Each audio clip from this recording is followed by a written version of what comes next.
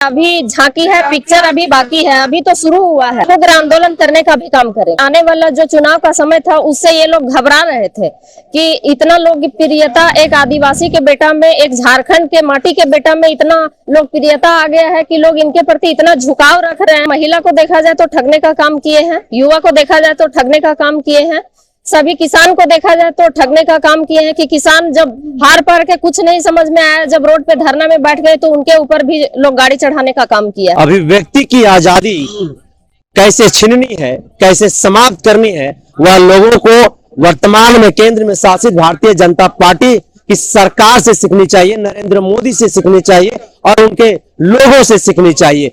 आप देश के भीतर वर्तमान समय में आप देख रहे होंगे कि जो भी व्यक्ति भाजपा के नीतियों के खिलाफ में बात करता है, भाजपा के नीतियों के खिलाफ में आवाज उठाता है, वैसे व्यक्तियों की आवाज को दबा दिया जाता है, कुचल दिया जाता है।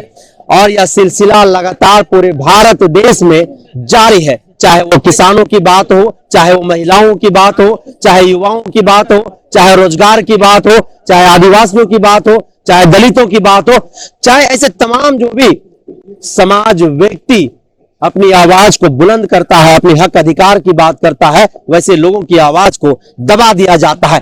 और उसी कड़ी में झारखंड मुक्ति मोर्चा के नेता, कार्यकारी अध्यक्ष, पूर्व मुख्यमंत्री हेमंत सोरेन को जिस तरह से साजिश के तहत ईडी ने गिरफ्तार किया है, भारतीय जनता पार्टी के इशारों पर जो आरोप झारखंड मुक्ति मोर्चा के कार्यकर्ता लगा रहे हैं, कहीं ना कहीं इससे यह पता चलता है कि जिस तरह से झारखंड प्रदेश में कोरोना काल के बावजूद हेमंत सोरेन लोगों के लिए काम कर रहे थे, लोकप्रियता जिस तरीके से झारखंड प्रदेश में बढ़ रही थी, उससे भारतीय जनता पार्टी केंद्र में शासित नरेंद्र मोदी की सरकार जो है वह घबरा गई थी। यह बात भी झारखंड मुक्ति मोर्चा और तमाम महागठबंधन के विधायक मंत्री हमेशा मीडिया के सामने सड़क पर कहते रहते थे।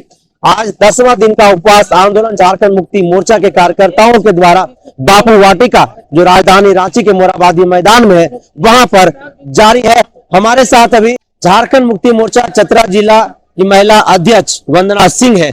वंदना जी, इतना गुस्सा में क्यों है? और हाथों में हेमंत है तो हिम्मत है का पोस्टर ले, अगर इतना गुस्सा किस बात का आपके अंदर? हम लोगों के अंदर इस चीज का गुस्सा है कि हम लोगों के नेता को बिना मतलब के साजिशों में फंसा करके, झूठा आरोप लगा करके और गिरफ्तार करने का काम किया गया है, जो केंद्र के सरकार के कहीं ना कहीं हर जनता, हर लोग, हर पब्लिक जो है झारखंड में देख रही है।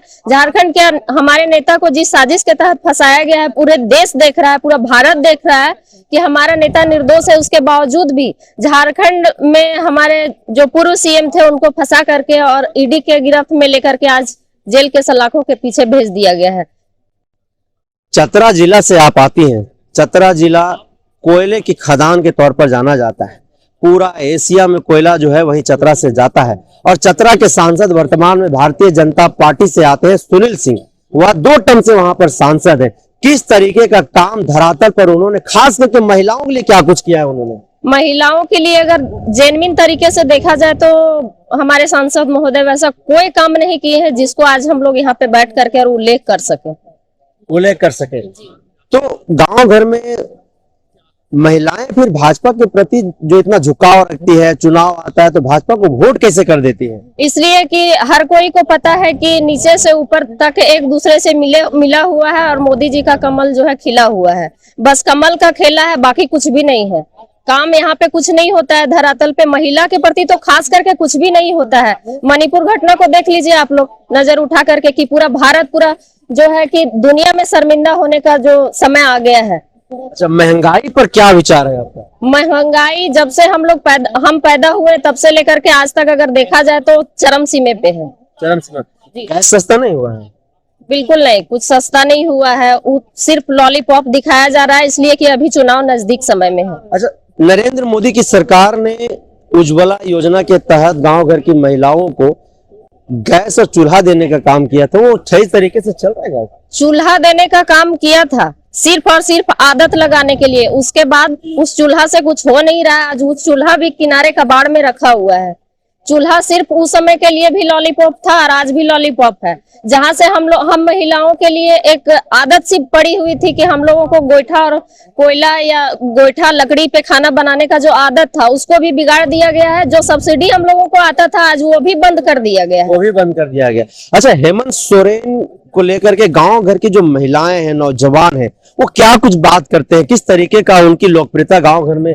गांव घर में हेमंत सोरेन जी के प्रति बहुत अच्छा छवि इनका बना हुआ है और महिला से लेकर के लड़की बच्चा जो भी है इनके प्रति बहुत अच्छा झुकाव है। कारण कि ये महिला और लड़कियों के लिए एक से एक योजना लेकर के आए हैं। जैसे कि महिलाओं के लिए भी बहुत सारी योजनाएं लाए हैं। दीदी बाड़ी योजना से लेकर के जो JSLPS के माध्यम से अगर देखा जाए तो हम लोगों के लिए बहुत बेहतर योजना है। हम लोग महिलाओं को उस योजना के तहत घर से अपना स्वरोजगार में जोड़ने का काम किए हैं।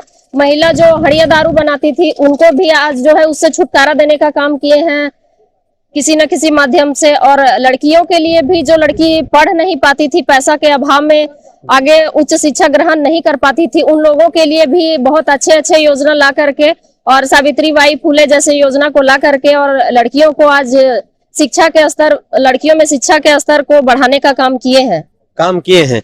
तो फिर जो आप लोग कह रहे हैं कि साजिश के तहत हेमंत सोरेन को फंसाया गया, हमारे नेता को फंसाया गया है, ये बात किस आधार पर आप लोग कह रहे हैं? हम लोग इस आधार पे कह रहे हैं कि हेमंत सोरेन जी का जिस तरह का छवि बन रहा था और झारखंड में जिस स्तर से रेशियो में हर योजना को धरातल पे उतारने का काम कर रहे थे, ये कहीं ना कहीं बीजेपी के सरकार को पच नहीं रही थी। आने वाला जो चुनाव का समय था उससे ये लोग घबरा रहे थे कि इतना लोकप्रियता एक आदिवासी के बेटा में, एक झारखंड के माटी के बेटा में इतना लोकप्रियता आ गया है कि लोग इनके प्रति इतना झुकाव रख रहे हैं।